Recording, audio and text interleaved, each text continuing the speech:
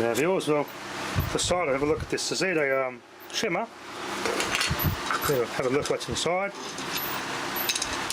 Pretty flimsy and Chinese, but it's not, it ain't teabag, as AVE would say. I'm going to set the tripod up here and have a quick good look at those 18650s. So definitely Chinese. Top of that, nothing.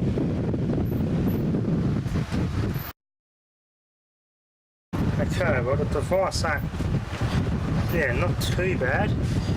Cheap Chinese little Bosch motor there. The Johnson brand motor, as they all are. Set up a 2-volt motor.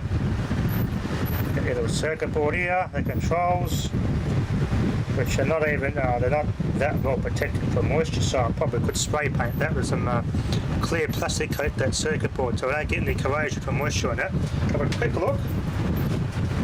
It's got a bit on there, but not too much. I'll probably put a bit more on there, it'd be nice. So, that's got a coating on there, so it's alright. Just got a coating of plastic on there, just thin. There's the motor.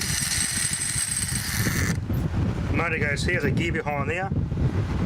The main motor gear is metal, intermediate gear is also metal, and this one's also metal. Heavy duty Chinese gear, that's not actually aluminium either. Most is probably steel, just cheap Chinese tool steel. 4-port charger, but we only need to use the one, so what they've done from the factory is put a plug in it and plugged it off. Since it's a charging port for a 7.2 volt, not a 48.4 volt set of batteries. Okay, well it goes to here, there's a little controller circuits in here for the batteries, is in here. That goes to the circuit board to tell the circuit board to turn the batteries off if the voltage is too low. And those cells go straight to the main board. Auto controlling and charging in the low voltage cut-offs in that board there. This is actually just LEDs actually. Turn this over, there's 3 LEDs for charging. How do I park them out? Oh, be careful here. Set this back up there. Safety lock so I don't cut your fingers off. There we go. Oh, here we go. Here's a brand of the 18650 CR. Damn it. TP lithium ion 3.7 volt ICR 18650. 1500 milliamp hour cell. The ICR 18650. So I've got a couple of those. Your power tool cells. I've got a couple of those from laptops. So I've got a heap of spares if they ever go bad. Or I can just parallel a heap of it up, make it more amp hour. But there's the gear, nice and heavy duty stuff. Pretty Skookum. I do it the AVE scratch test. Oh yeah, that's heavy duty stuff. That's hardened too. Quality. For an Ozito, this is a cheap DIY brand. This will use good quality parts. Which is amazing. Not much grease though.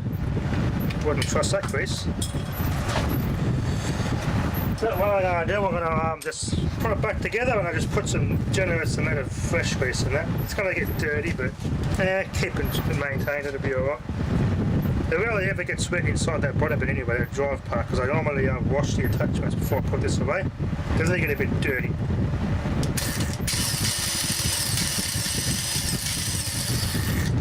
The micro switch, what brand's that? Jiabin. J-I-A-B-E-N. Jiabin. This Chinese stuff. Anyway, I'll put this thing back together. There's not really much in there. Just got to see what sort of cells we use, so the AN650, so they're not too hard to replace either, so it's a nice design like that. Chinese plastic ABS. Doesn't smell though, which is alright. It's a bonus. Normally you get a bit of a bad smell on some Chinese plastics, especially in the rubber. That's not doing too bad at all. Anyway, pretty impressed with actually how cheap they've made it, yet not so crappy for a bit better than what they used to be when this brand first started off. There's a rubbish when they first launched. End of the day, this brand's just an DIY brand, Ozito. It's not professional at all. It's just a bulk standard home garden DIY brand. So definitely not something my tradie would use or your professional would use. It's not, the brand's not about that.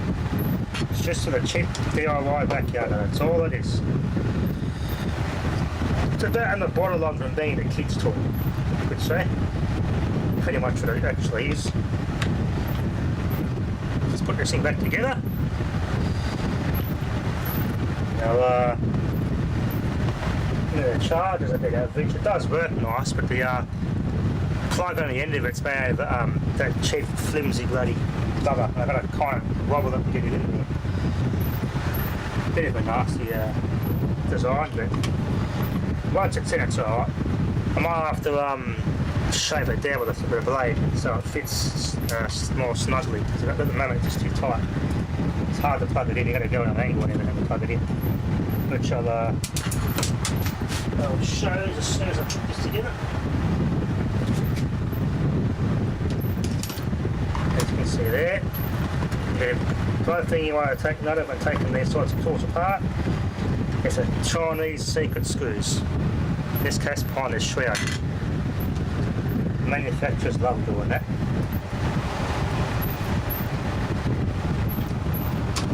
So just tear it apart, break everything. And let's get it there. That one.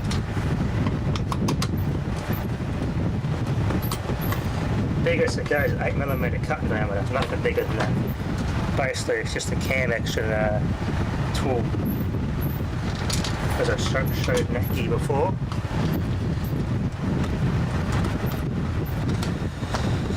Pretty happy it's got good metal in it though. I've used good quality tool steel. Surprised for a DIY product.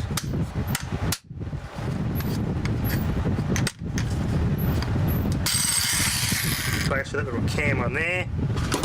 Pulls on this tool here, moves around. In and out, in and out, in and out.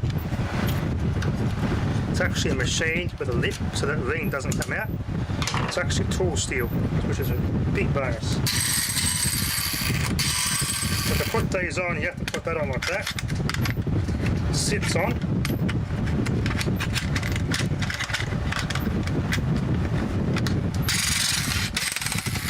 Try and turn it on so I can align it, mechanically align it. No, the other tool's easier. Okay. So here's this tool here, basically it just goes backwards and forwards. Strictly sideways reciprocating. It just cams up on a bit of tool metal in there. It's a bit of a tight squeeze to get these attachments on there, we go. That goes in there. This plastic retainer just holds it. That's it. Piece of plastic just holds it all together. Got quite a bit of strength in this tool. This is so I can get quite a thick cut before it's installed, so it cuts out too. There's a safety cutout in it. And there's this tool. Little Hedger. Extremely careful, keep your hands on the trigger. Still can cut your finger off, there's a bit of torque on this little thing.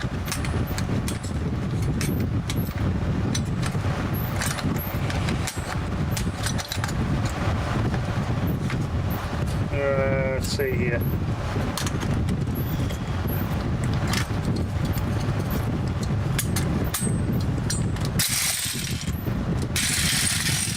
Normally you should do it when the cover's on, but you have to turn it on so it aligns, so you get the cam to align inside the tool there. That works.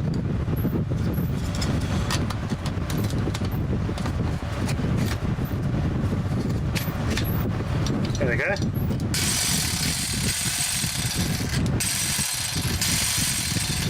It's not too bad. I was quite impressed to discover it's actually using tool steel for the gears and everything.